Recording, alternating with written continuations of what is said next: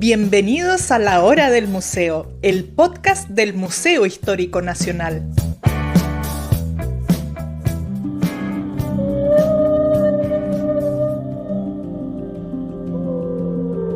Cada ballena captura 33 toneladas de dióxido de carbono durante su vida. Cuando muere, su cuerpo se hunde y lleva consigo todo ese carbono al fondo del océano, donde puede permanecer secuestrado durante siglos o incluso milenios.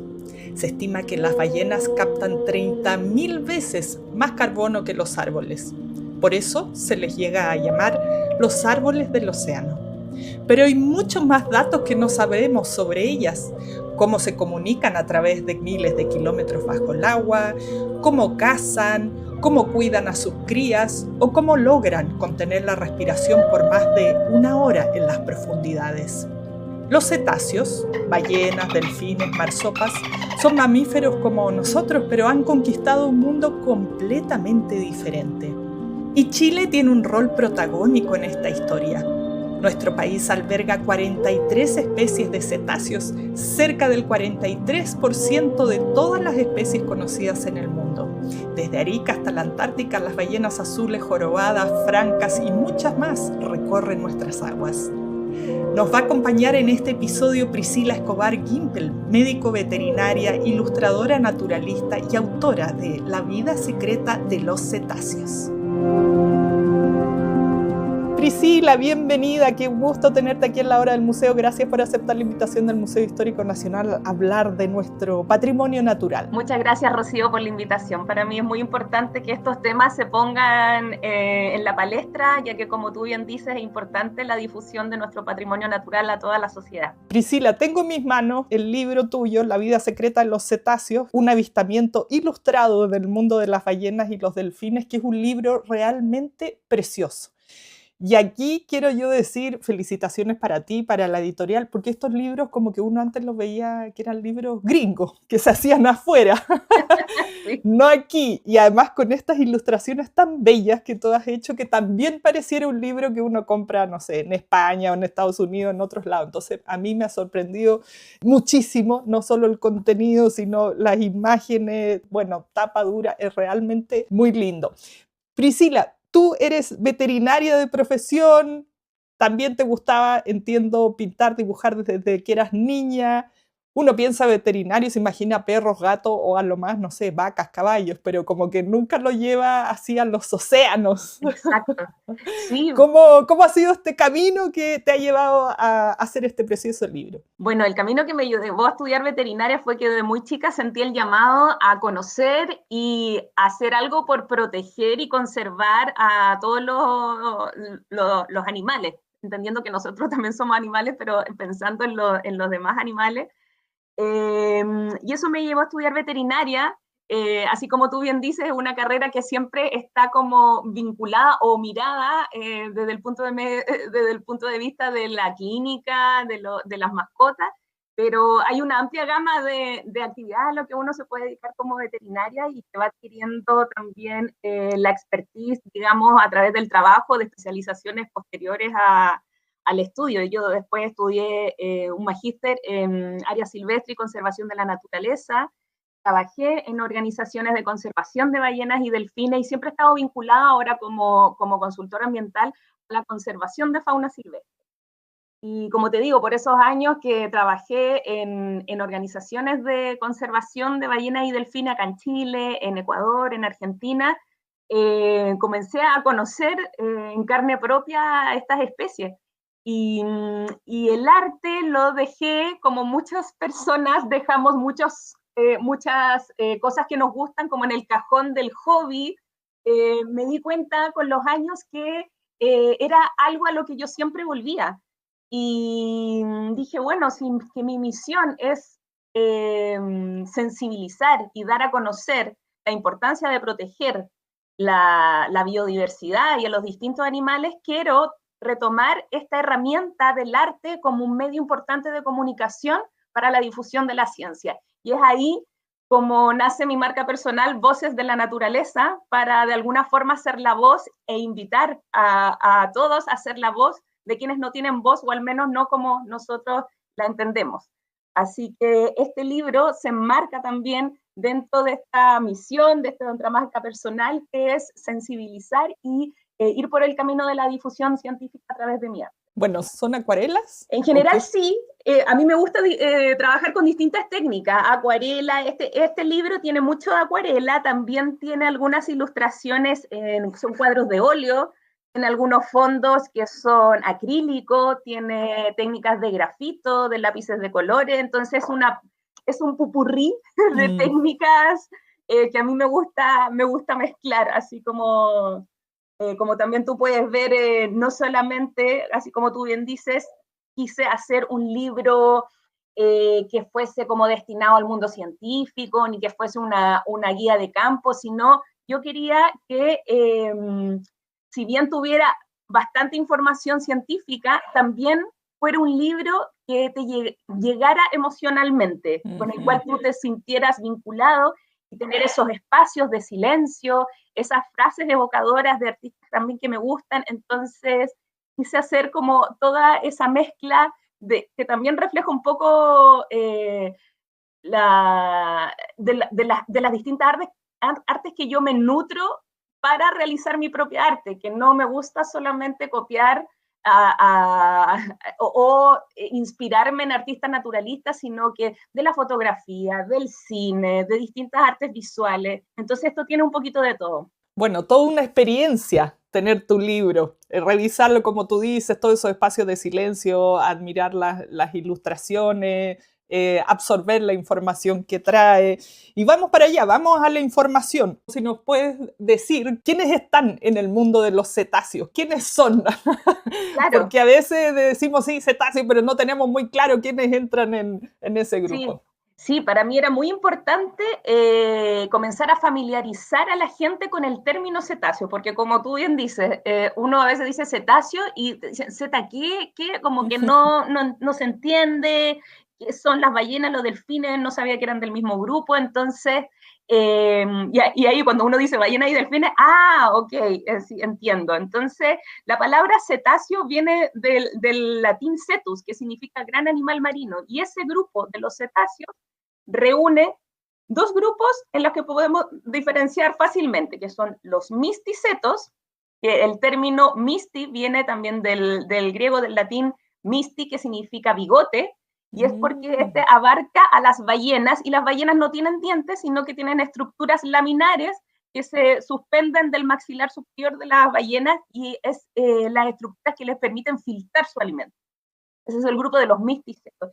Y por otro lado está el grupo de los odontocetos, que como el nombre lo dice, odonto viene del griego diente, ¿cierto? Y aquí se agrupan todos los cetáceos que tienen dientes, como los delfines, donde está la orca, que también la orca es el delfín más grande que existe. Están las marsopas, los cachalotes y los cifios, que son menos conocidos. La orca es un delfín, entonces. La orca es un delfín, exacto. Porque ahí siempre tenemos confusión también. Claro, porque con el nombre, claro, como de repente están estas traducciones del inglés al español y cómo se van tergiversando también los nombres, porque en general el killer whale de la orca viene de porque creo que antes era como porque ellas se alimentaban, tienen una dieta muy amplia, igual que nosotros. Entonces también se podían alimentar de otras ballenas. Entonces de ahí viene el término killer whale, porque también se alimentaban o cazaban otras ballenas.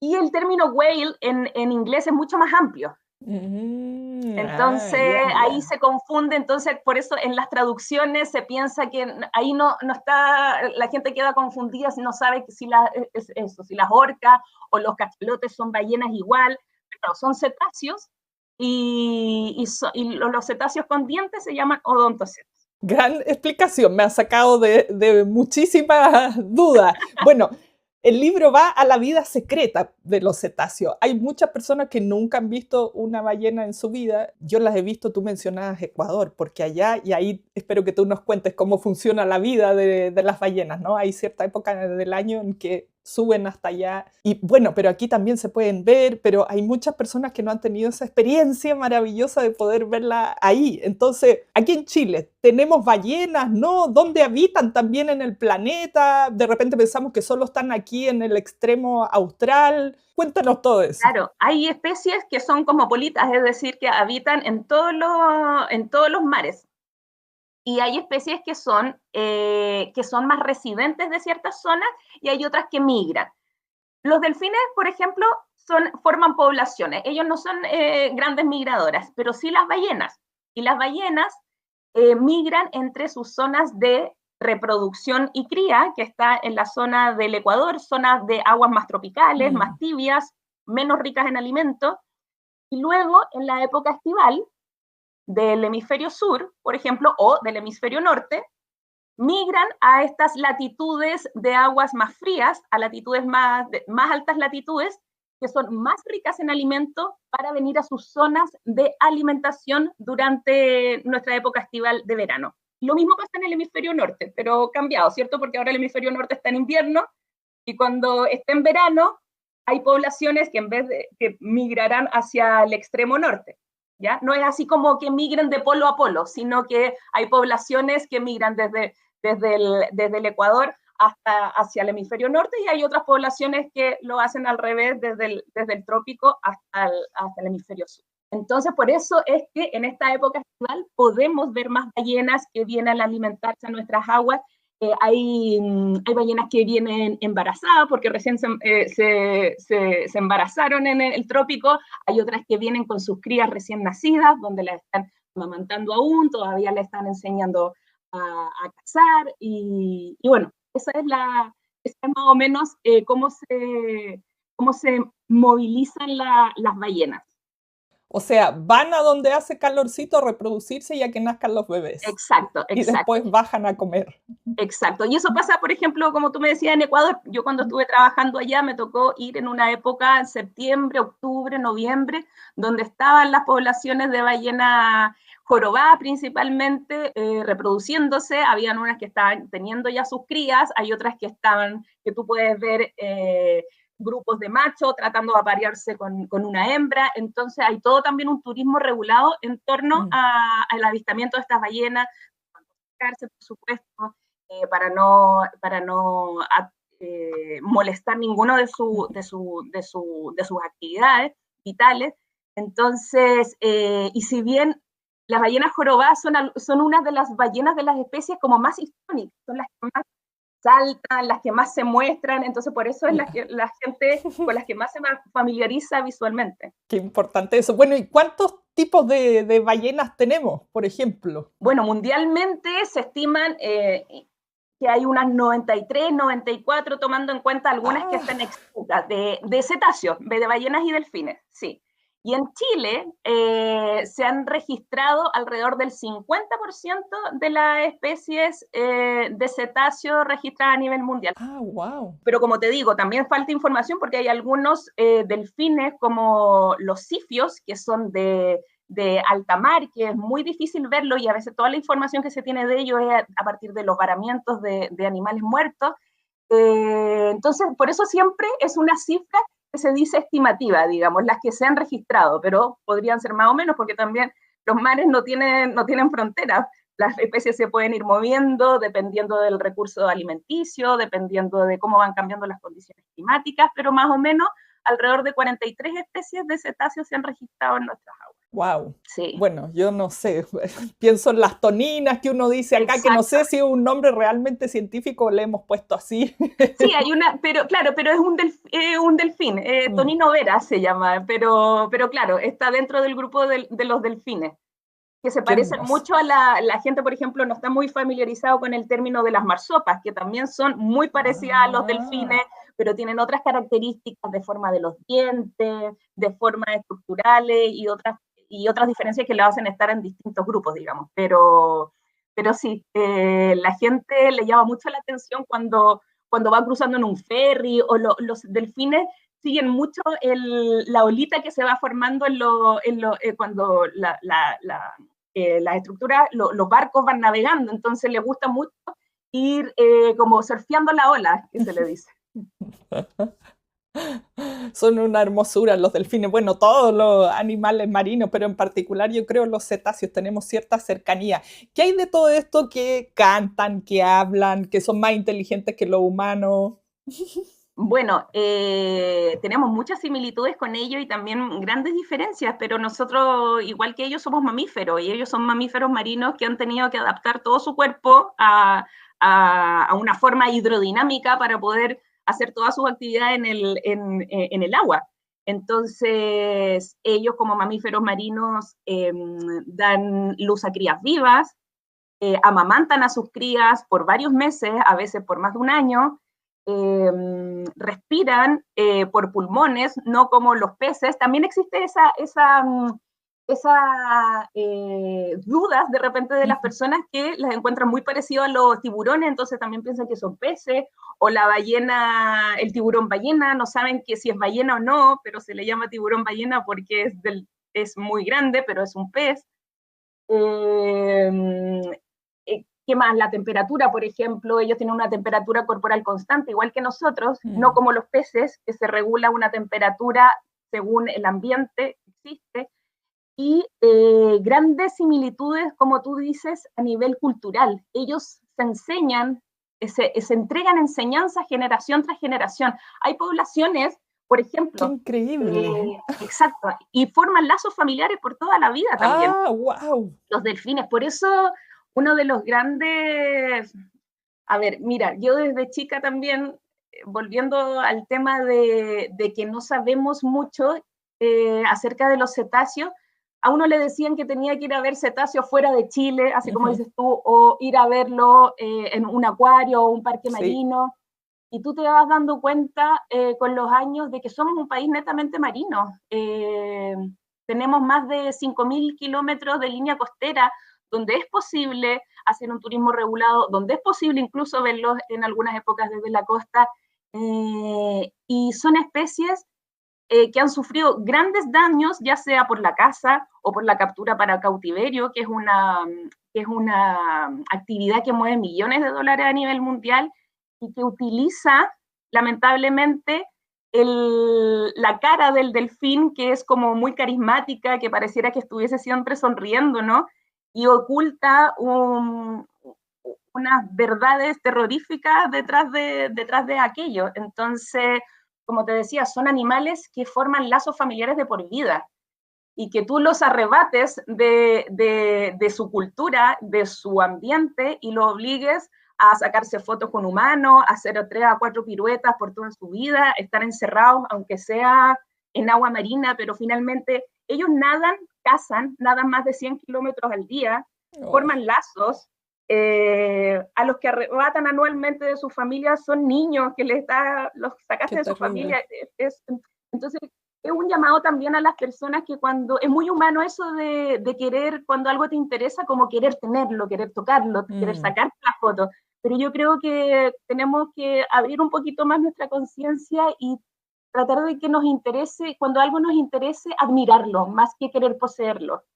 Y entender que las especies somos nuestra biología, nuestra fisiología, para también nuestra relación con nuestro ambiente natural. Totalmente, me quedé pensando que uno, no sé, va a Disney, va a SeaWorld, todos esos lugares donde son como mascotas estos grandes cetáceos Exacto. y claro, uno tiene que partir por no apoyar, digamos, este tipo de lugares. Yo no tenía idea de esto que nos cuentas, que la captura para finalmente tenerlos como colección, como entretenimiento, es impresionante hasta hoy. Claro, porque finalmente, como te digo, es una industria que se abastece anualmente, porque finalmente la tasa de natalidad es menos del 1%.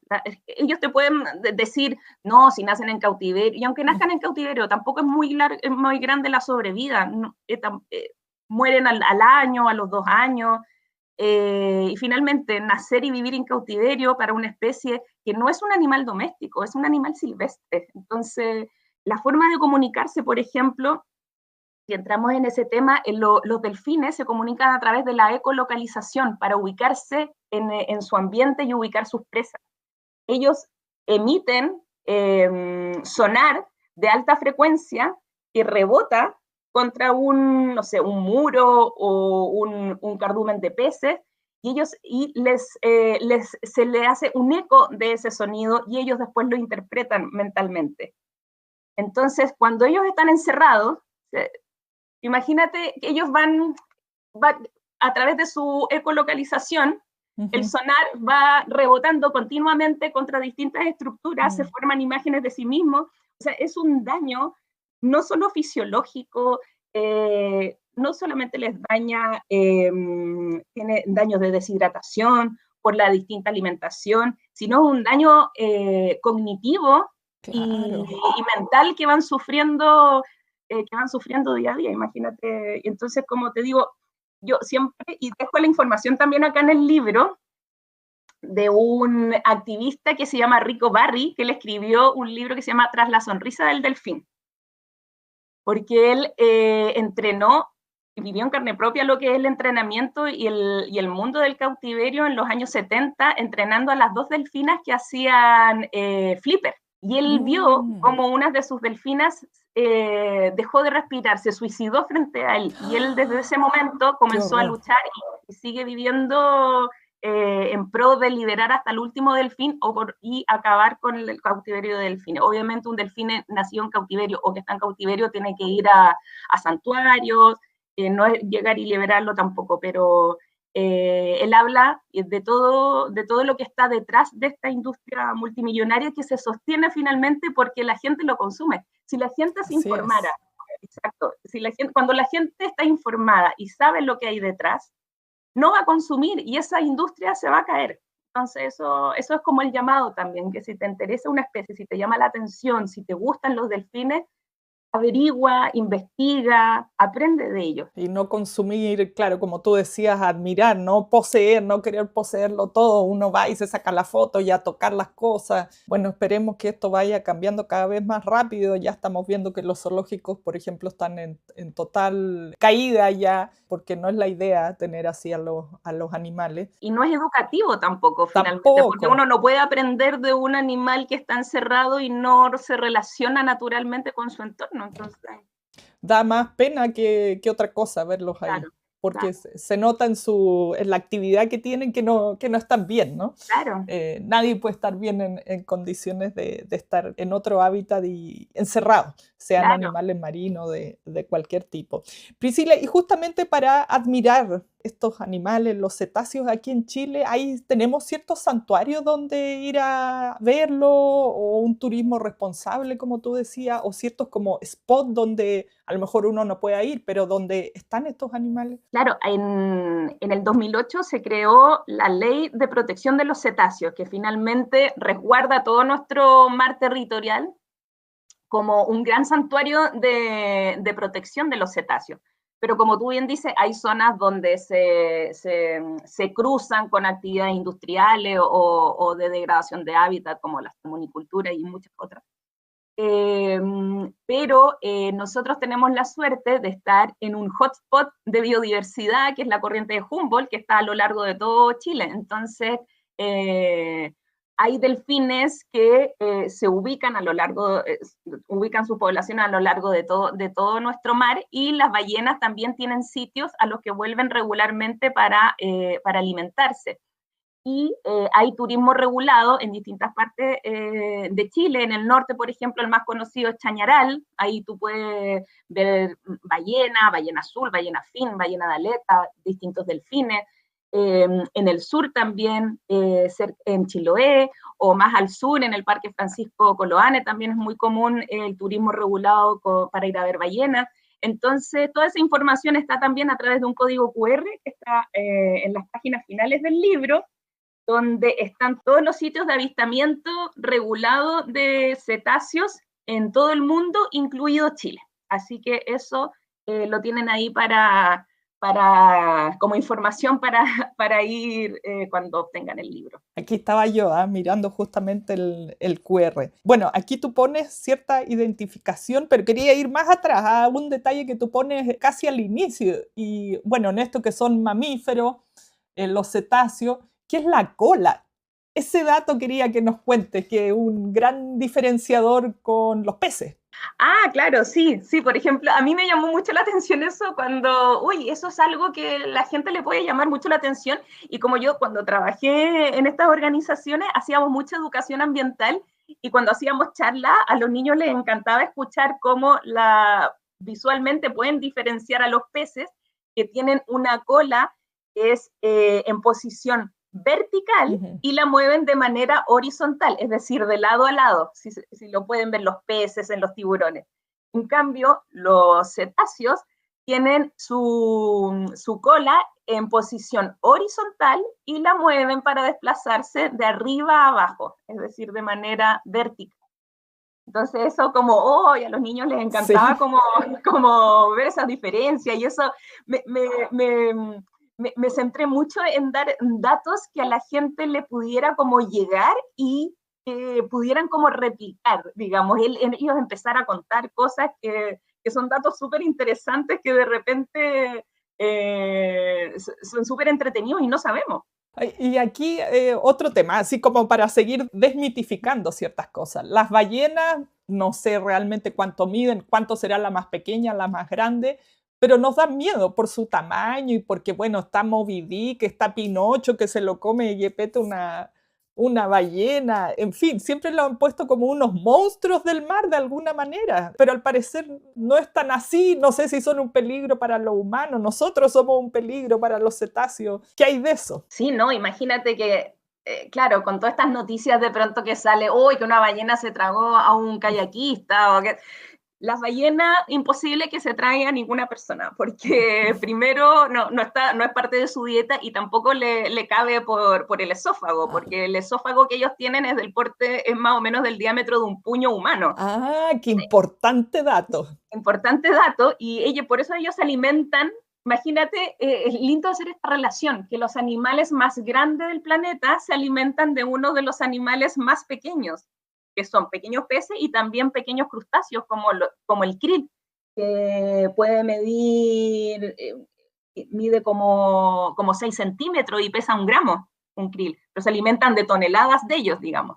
Para alimentarse de ellos, abren su gran boca y adentro les entra todo el krill y muchas toneladas de agua y al cerrarla con la lengua empujan toda esa agua y en las barbas, que son estas estructuras laminares y que están deflecadas, les va quedando les va quedando Mm. atrapado este krill y ahí ellos pueden tragárselo. ¿Y qué hacen con el agua? ¿Eso es lo que les sale un chorro por el No, centro? la eliminan a través de Ah. sus bocas, que les sale a través de las bocas. Y también eso es un mito, qué bueno que lo tocaste, porque hasta en Nemo sale eso de que eliminan agua Claro. por su nariz. Es como que nosotros cuando nos atoramos elimináramos agua por la nariz. Y esa es la Pero no es nariz. normal. Se ve así porque cuando finalmente ellas, como tienen respiración voluntaria y no les puede entrar agua a sus vías respiratorias porque se ahogarían, ellas tienen cerrada la nariz que se llama espiráculo, la tienen cerrada cuando están navegando. Entonces, cuando ellas voluntariamente suben a respirar, el agua, perdón, la temperatura, el aire que ellas tienen dentro de los pulmones está como a 37 más o menos a nuestra temperatura corporal, en un medio acuático que está mucho más frío. Entonces esa agua, al contacto con el ambiente, se forma un tipo de condensación y aparte el agua que está sobre su nariz, su espiráculo, también es expulsada con este aire que están expulsando a gran presión. Entonces, por eso se ve como si fuese agua la que expulsaran, pero es el aire de los pulmones. Es el aire que se condensa rápidamente y un poco de agua y mucosidad que está obviamente sobre ella y cuando van saliendo a respirar.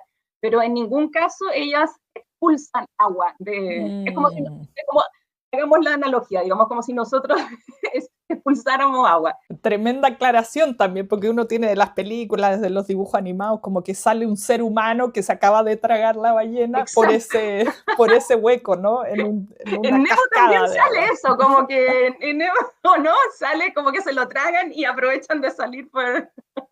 Ya, eso imposible No, entonces. eso no puede. Nada Si de... pasara sería porque está atorada y finalmente un tipo de unión, digamos, cuando uno se atora y en la parte de la tráquea hay una unión con la vía digestiva y la respiratoria, pero no sé, no es normal, no es bueno.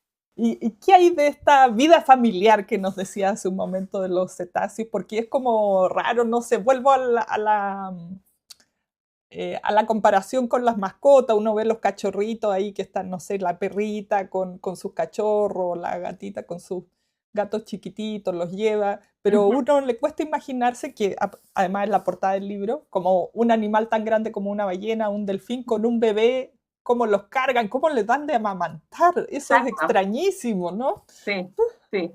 Bueno, como te decía, ellas tienen glándulas mamarias, pero para tener ese cuerpo hidrodinámico no pueden tenerla como expuesta porque les quita, digamos, como dinámica para navegar. Mm. Entonces, en la zona abdominal baja, más cerca de la cola, las hembras tienen tres orificios.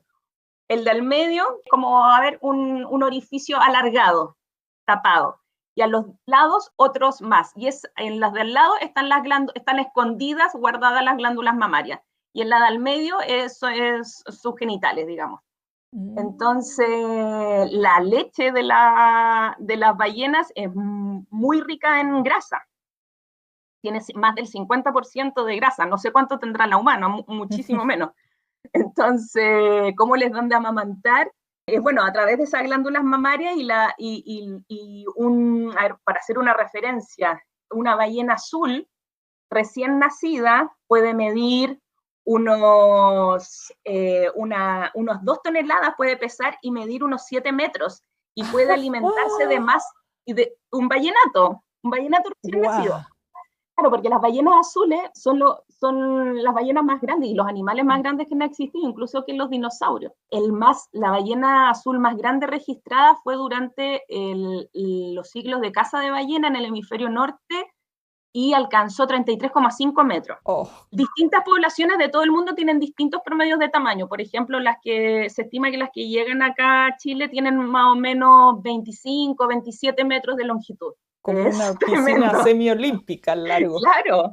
¡Wow! Y bueno, imagínate que un vallenato puede llegar a tomar más de 300 litros de leche diario.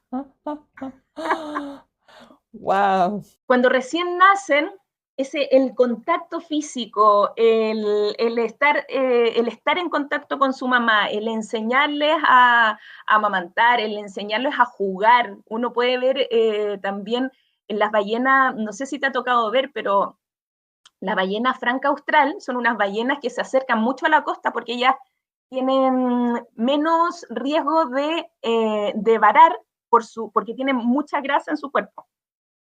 Entonces ellas buscan lugares escondidos y bahías de aguas muy tranquilas para estar con sus crías, amamantarlas y jugar. Y se ha visto que en esta época o en primavera empiezan a llegar también, no sé, en bahías de Quintay, cerca de Valparaíso, ballenas, las puedes identificar porque no tienen una aleta dorsal, son bien oscuras, y invito a la gente, son las ballenas también que se ven en Península Valdés, no sé si has escuchado esta zona de Argentina, que es muy común ver Mm. ballena franca austral, porque se ven desde la costa, es muy común verlas, pero son poblaciones que han sido muy amenazadas y han sido llevadas casi a la extinción. Se estima que las poblaciones de Chile no superan los 50 individuos. Ay, muy poquito. Entonces, por lo mismo, porque eran muy fáciles de cazar, porque flotaban, porque eran de movimientos lentos. Entonces, en la relación con su vallenato, tú puedes ver también que son muy de piel y las ballenas,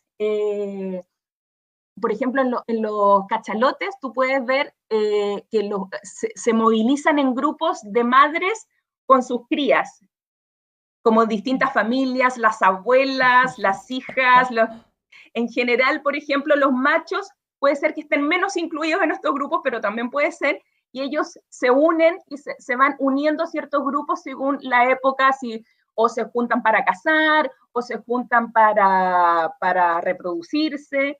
pero son animales netamente sociales. Sobre todo también los delfines, los odontocetos. Ellos viajan y viven en grandes manadas de varias familias. Qué hermoso todo esto. Yo, bueno, tengo 1.000.000 de preguntas más, pero la idea es que ustedes vayan a indagar todo aquí en el libro y además se deleiten con estas ilustraciones preciosas. Priscila, muchas gracias por toda esta conversación. He aprendido un montón, he quedado fascinada. Además me da de vuelta la esperanza, porque uno a veces en la ciudad está como de autos, contaminación, muchos seres humanos, pero hay todo este mundo increíble allá afuera y sobre todo en nuestros océanos que creo que hay un muy bajo porcentaje de lo que se ha explorado. Exacto, exacto. Así que, bueno, feliz de haber podido conversar contigo y que nos acompañaras aquí en el programa. Muchas gracias, Rocío, y quizás dejar un último mensaje, así como tú dices, de estos ecosistemas marinos, que hay tanto por conocer de ellos y que los ecosistemas marinos, el océano, es uno de los grandes pulmones del planeta. Gracias al océano podemos tener el oxígeno atmosférico que respiramos. El océano se produce más del 50% del oxígeno de la atmósfera. Entonces, proteger a los cetáceos no es proteger solamente a un par de especies, es proteger también a todo un ecosistema profundamente amenazado y que es vital para la vida en nuestro planeta. Para tenerlo en cuenta junto con todo lo que nos dijiste, ahora yo voy a cambiar radicalmente mi forma de pensar y de actuar después de todos estos datos. Así que muchas gracias. Muchas gracias a ti, Rocío. Un gusto y un placer, y cuando quieras. Esto fue La Hora del Museo, el podcast del Museo Histórico Nacional, conducido por Rocío Muñoz.